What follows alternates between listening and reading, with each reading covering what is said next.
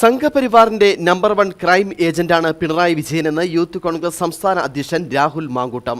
രാജ്യം ഭരിക്കുന്ന സംഘപരിവാർ ബിജെപിക്കെതിരായി രാഹുൽ ഗാന്ധി വിമർശിക്കുമ്പോൾ ഇവിടെ പൊള്ളുന്നത് പിണറായി വിജയന്റെ നെഞ്ചകമാണ്. അഴിമതി, വഞ്ചന കേസുകളിലൊന്നും കേന്ദ്ര അന്വേഷണ ഏജൻസികൾ പിണറായിയെ തേടിയെത്താത്തതിനു കാരണം പിണറായിയുടെ സംഘപരിവാർ ബന്ധമാണ്. യോഗി ആദിത്യനാഥിനെ ചേർത്ത് പിടിക്കുമ്പോഴാണ് ബിജെപിയും സംഘപരിവാറും പിണറായി വിജയനെയും ചേർത്ത് പിടിക്കുന്നത് എന്നും രാഹുൽ കട്ടപ്പനയിൽ ആരോപിച്ചു.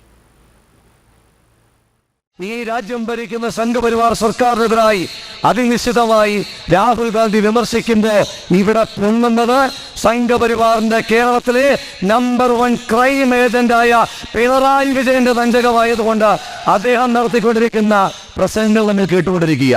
RSSന്റെ നേതാക്കന്മാരോടൊപ്പം RSS പ്രത്യയശാസ്ത്രം നടപ്പിലാക്കുന്നതിന്റെ ഭാഗമായിട്ടാണ് പിണറായി വിജയനെ ഇന്ദിരാഗാന്ധി ജയിലിലടച്ചറിയുമെന്ന ചരിത്രം രേഖപ്പെടുത്തുവാൻ ആഗ്രഹിക്കുന്നു.